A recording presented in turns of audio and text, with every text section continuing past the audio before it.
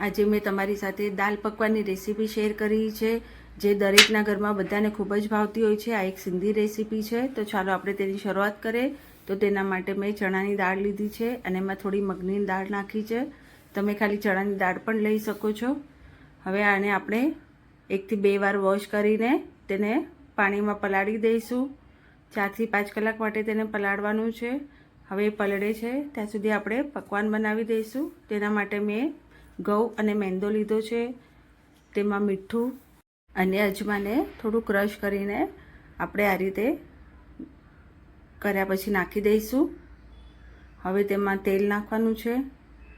તેલ નાખ્યા બાદ આપણે તેને બધું મિક્સ કરી દઈશું અને એનો આપણે થોડું થોડું પાણી નાખીને તેનો લોટ બાંધી દઈશું।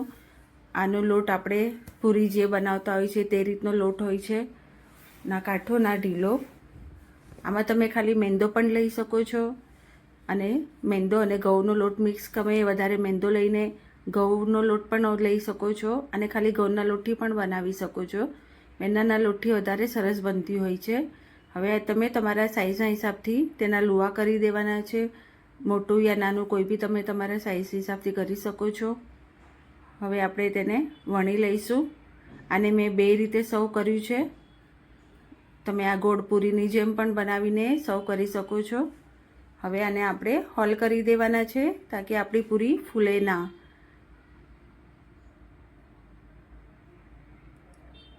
હવે આ રીતે બીજું મેં રીતે સર્વ કર્યું છે એ બતાવ્યું છે, જેને મેં આ રીતે કટ કર્યું છે। તો તમે મહેમાનો આવે ત્યારે આવી રીતે પણ સર્વ કરી શકો છો। લોટ બાંધીને આપણે તેને થોડી વાર માટે સાઈડ પર રાખી મૂકવાનો છે કે બરાબરથી સેટ થઈ જાય।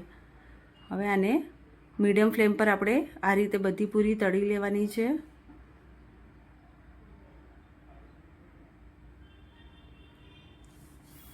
અને મીડિયમથી સ્લો ફ્લેમ પર બી તમે તળી શકો છો।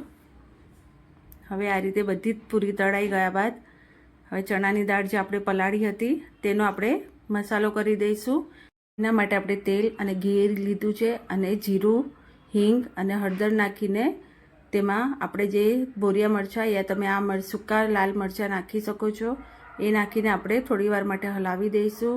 અને પછી ટામેટાં નાખવાના છે અને આપણે જે દાળ પલાળી હતી તે આપણે નાખી દેવાની છે। તેને પણ આપણે આ રીતે મિક્સ કરી દઈશું।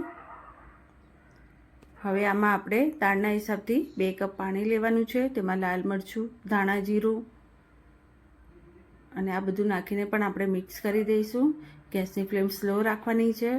હવે આમાં આમચૂર પાવડર, ગરમ મસાલો આ પણ નાખીને આપણે મિક્સ કરી દેવાનું છે અને તમે આને 2 થી 3 સીટી વગાડવાની છે અને પછી ચેક કરવાનું છે। જો તમારી દાળ ન ચડી હોય તો તમે પાછી 1 સીટી મારી શકો છો। હવે આપણી દાળ ચડી ગઈ છે, તેને આપણે હવે આ રીતે સર્વ કરશું।